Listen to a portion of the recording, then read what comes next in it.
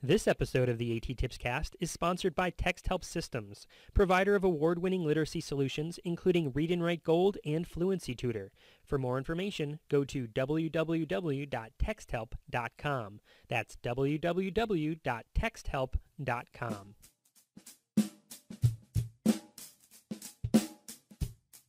Welcome to the A.T.TIPSCAST, exploring and investigating the implementation of assistive technology in public schools.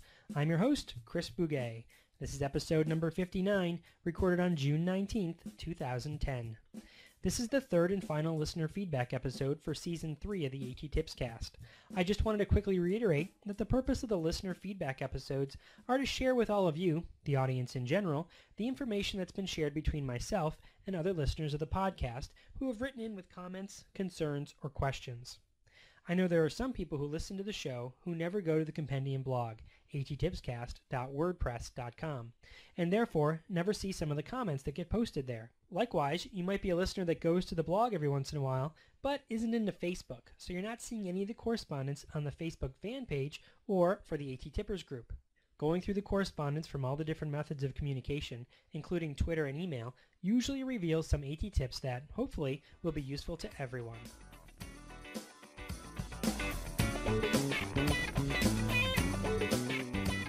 Here's a question from Robert, which is a bit technical in nature. I included it here because I think it's a good lesson in troubleshooting and leads us to AT-TIP 101. Robert writes, "Me and my friend are trying to use Audacity to create an audio track to sync up with a movie. We are wondering why every time we press record, we hear feedback from the microphone that starts out quiet but gets louder and louder and louder the longer it keeps recording. We've been struggling with these issues with this program for days now, so any advice would be greatly appreciated." I wrote Robert back and told him I didn't have a definitive answer, but I suggested a few things to try. Let's break it down. In the scenario, one of four things could be the problem. Either it's a bad mic, bad install of Audacity, a bad computer, or any combination of those three. Basically, I told him the first thing I might try is to make sure the mic is working properly by trying to use it with another program, like Windows Movie Maker or the Record Sound feature in MS Word. If it works on another program, then you know the problem is with Audacity because both the computer and the mic are working properly. If the problem persists, then you'd need to test the mic on another machine to see if it was the mic or the computer that was making the crackle. If the mic is working properly, then I might try recording on a different computer. Of course, not everyone has access to multiple computers, so this isn't always an option, but in a public school setting, you probably have access to more than one machine. If the problem turned out to be Audacity, or how it was installed, you could try uninstalling it and reinstalling it, or recording an audio track using a different program, bypassing Audacity altogether. Since Robert was trying to make a movie, one option could be to narrate right into Windows Movie Maker, which is free on Windows machines. In fact, let's call Narrate with Movie Maker AT-TIP 101. Narrating with Movie Maker can be used by students as a method of expressing what they know.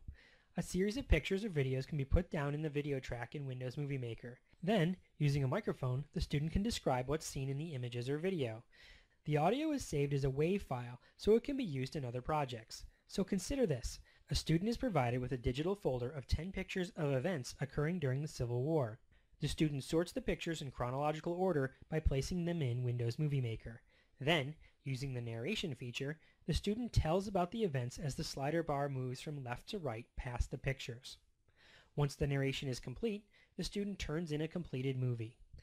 How would that be as a form of assessment? Of course, that's just one application. Another might be that students learning a job skill watch a video in Windows Movie Maker and narrate what they're expected to do as images come up in the timeline.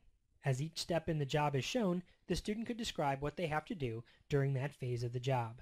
Social skills, mathematics, memory exercises, really anything could be practiced or assessed using this method.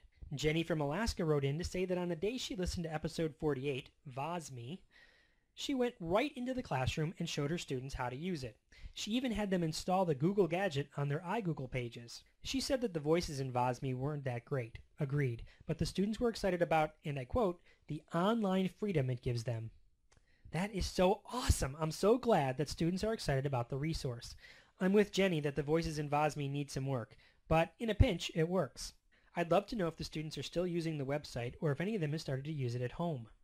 Doug from Michigan wrote to tell me that he presented the A.T.TIPSCAST as a resource on a presentation he did, and even played part of an episode that included Bebot. He said that the presentation went well, and everyone thought Bebot was a riot.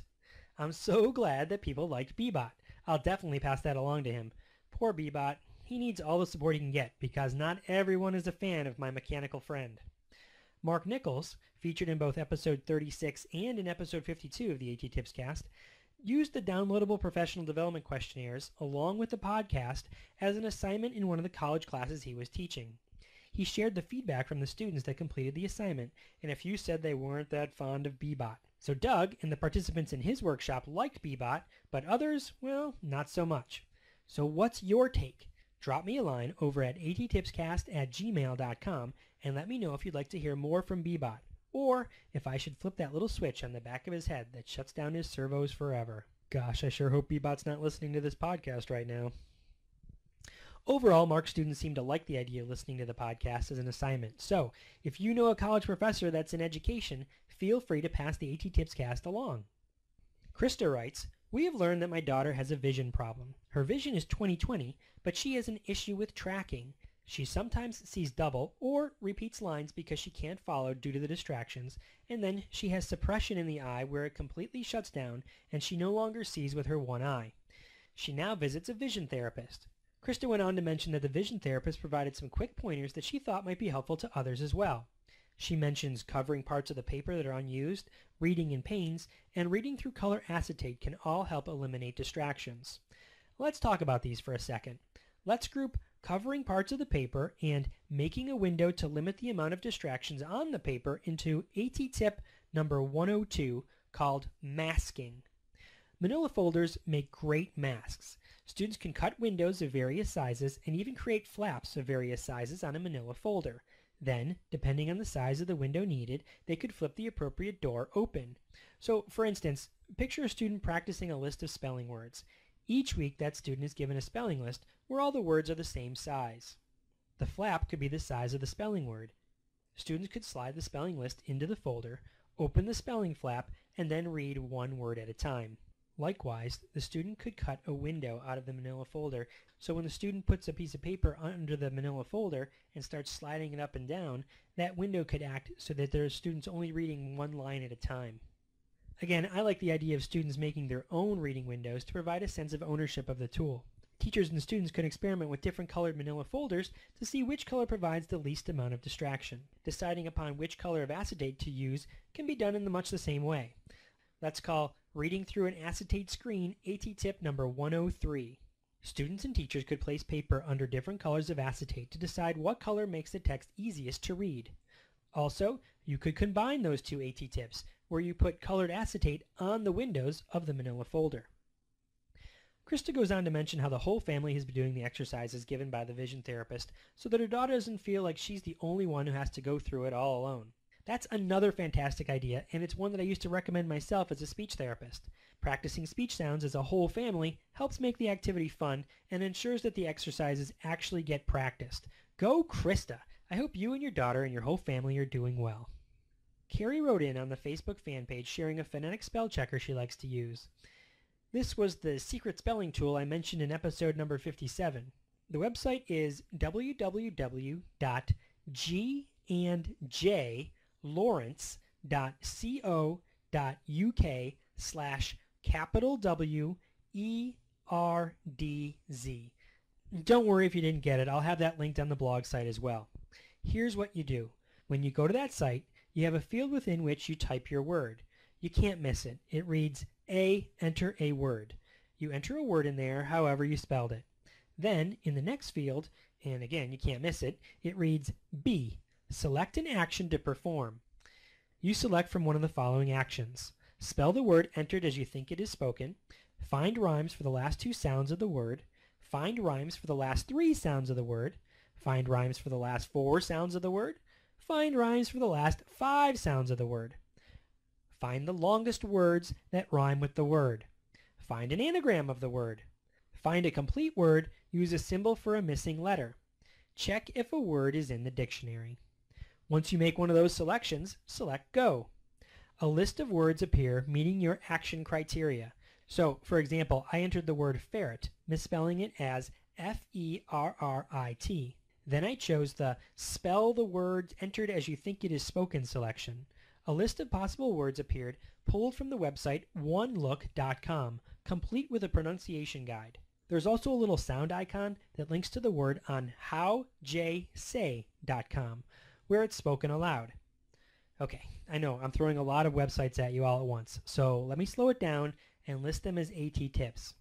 AT-TIP number 104 is www.gandj.co.uk/WERDZ. And that is a cool phonetic spell checker.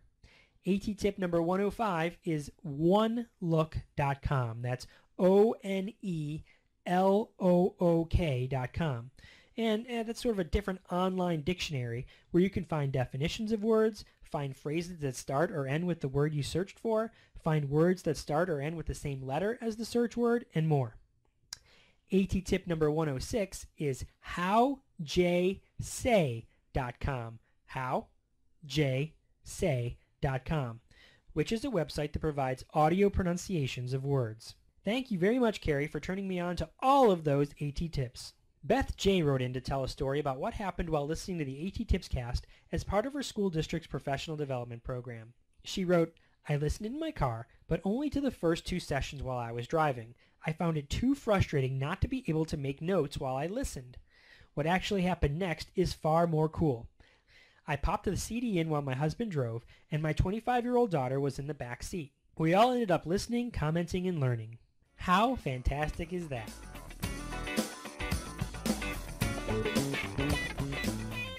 So that brings me up to date with all the listener feedback.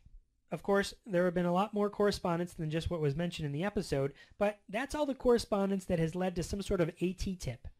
If you've got a great strategy that you'd like to share, let me know. Send everything to AT.TIPScast@gmail.com. So until next time, which will be episode 60, the final episode of season 3, may all your interventions be inclusive, may all your strategies be supportive, and may all your feedback be constructive.